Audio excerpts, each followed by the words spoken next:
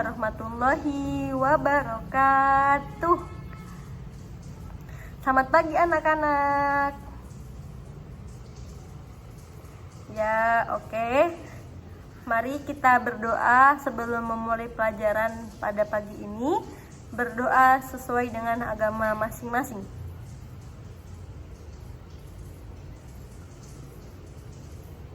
Berdoa selesai. Baik, ketua kelasnya apakah hadir semua? Oh ya, Ibu akan melakukan presensi ya. Coronavirus. Oh, ada. Siti Nurul Covid. Ya, ada.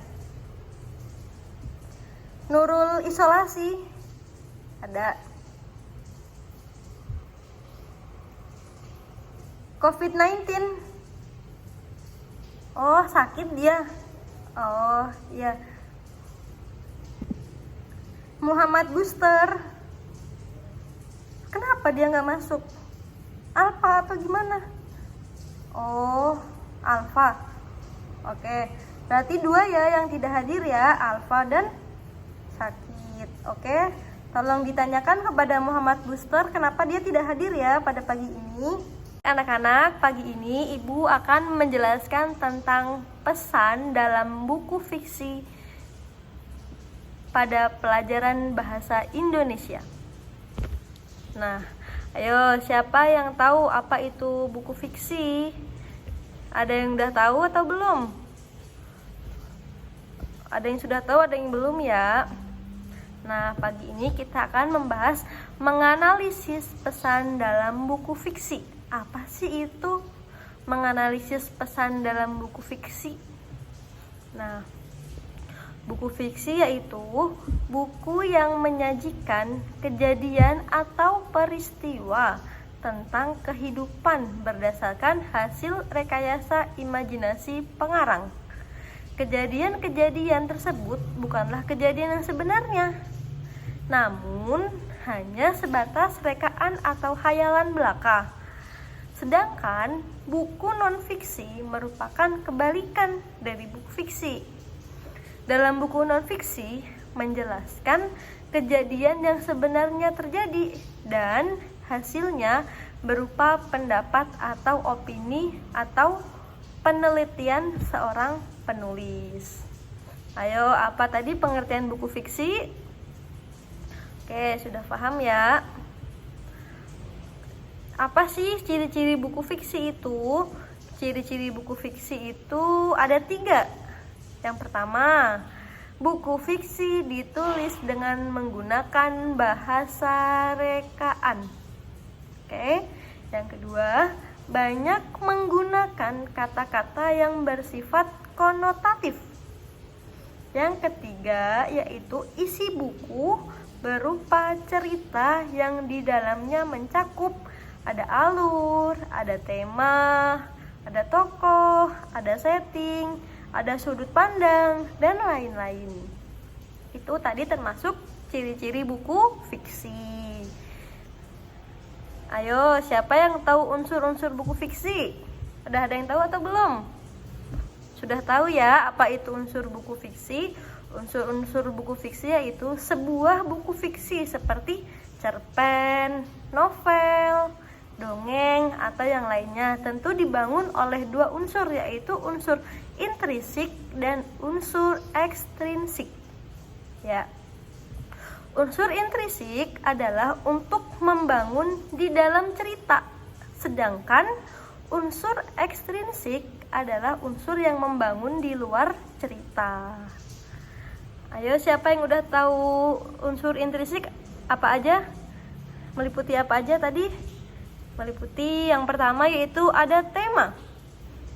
Tema merupakan pokok persoalan yang menjadi dasar atau inti dalam cerita. Tema memiliki peran penting sebagai ide yang paling mendasar dalam sebuah cerita. Ada beberapa jenis tema yang dapat membangun cerita seperti tema kejujuran, persahabatan, perjuangan, pendidikan, dan lain-lain. Unsur intrinsik yang kedua yaitu ada alur atau plot. Alur yaitu jalinan peristiwa yang membangun cerita yang terdiri dari perkenalan, konflik, klimaks, dan antiklimaks. Alur terdiri dari dua, ada alur maju dan alur mundur. Alur maju yaitu sesuai dengan urutan. Kalau alur mundur itu kebalikannya, tidak sesuai dengan urutannya. Dan alur campuran, perpaduan alur maju dan alur mundur. Kalau film-film di Indonesia itu biasanya dia menggunakan alur apa ya? Ada yang mengatakan alur maju, ada yang mengatakan alur mundur, dan alur campuran gitu. Biasanya tuh kalau di dalam film-film Indosiar itu alurnya ngebulet gitu ya anak-anak. Dia kadang maju, kadang mundur, kadang maju, kadang mundur. Nah, itu berarti alur campuran gitu. Amanat, ada amanat juga. Amanat atau pesan yaitu merupakan pesan moral yang ingin disampaikan pengarang kepada pembaca. Amanat memiliki kaitan sangat erat dengan konflik. Oleh karena itu, amanat dapat disampaikan secara tersirat maupun tersurat. Yaitu selanjutnya ada sudut pandang. Sudut pandang merupakan posisi pengarang dalam cerita. Seorang pengarang memiliki kebebasan untuk memposisikan dirinya dalam cerita. Pengarang bisa menggunakan kata ganti saya atau aku sebagai tokoh utama, dan yang berada di luar seperti kata ganti dia atau dia. Latar merupakan keterangan yang menunjukkan tempat, waktu, dan suasana yang digunakan dalam cerita. Misalnya berkaitan dengan tempat, yaitu di rumah, di sekolah, dan di kantor, dan lain-lain. Yang menunjukkan waktu, yaitu pagi hari, siang hari, sore hari, atau malam hari. Sedangkan menunjukkannya suasana yang dialami oleh tokoh, sedih, senang, gembira, dan terharu. Tokoh yaitu merupakan pelaku dalam cerita. Tokoh dapat dibagi menjadi dua, ada tokoh antagonis dan tokoh protagonis.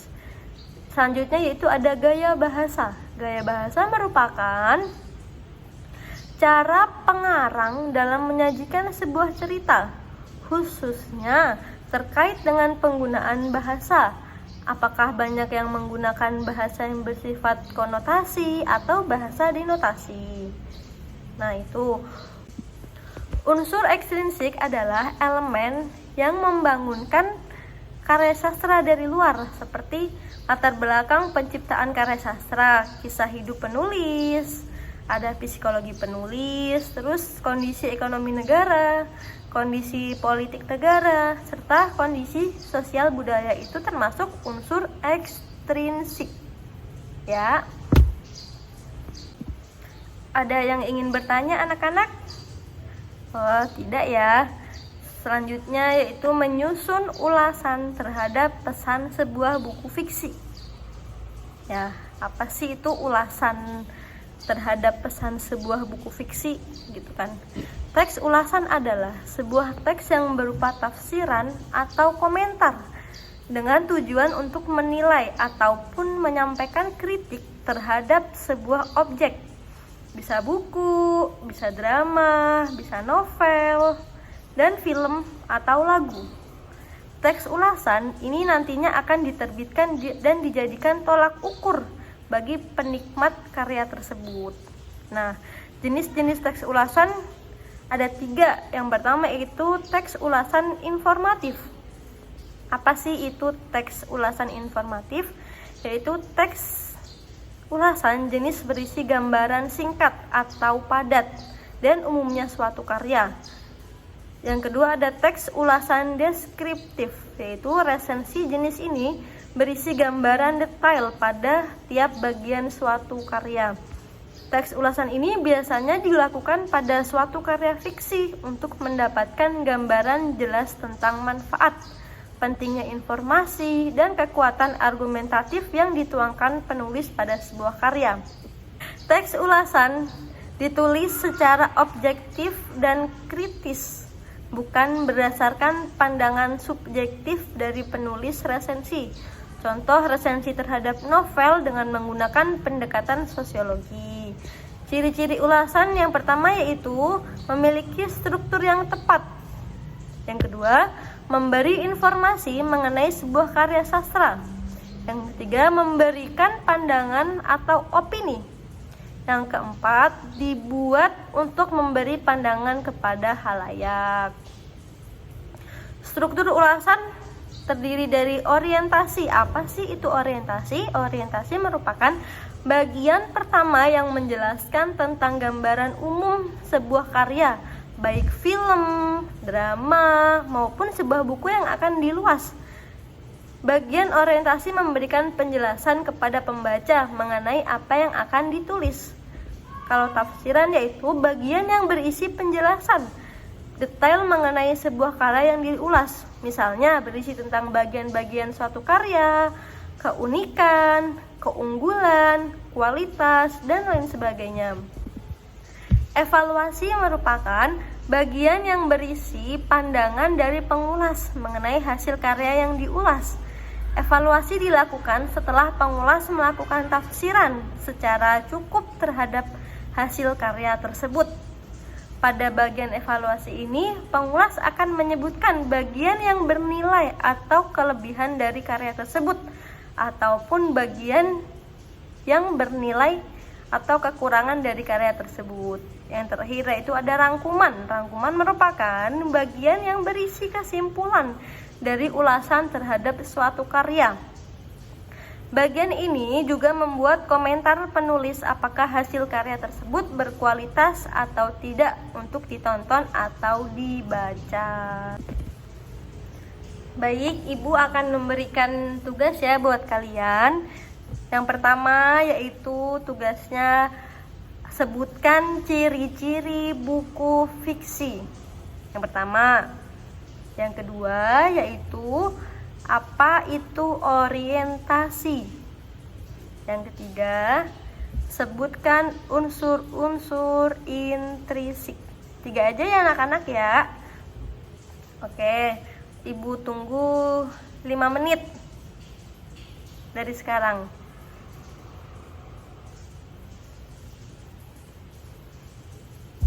Oke, baik anak-anak, jika sudah dikumpulkan ya akan Ibu nilai pelajaran selanjutnya. Apakah kalian sudah paham atau belum?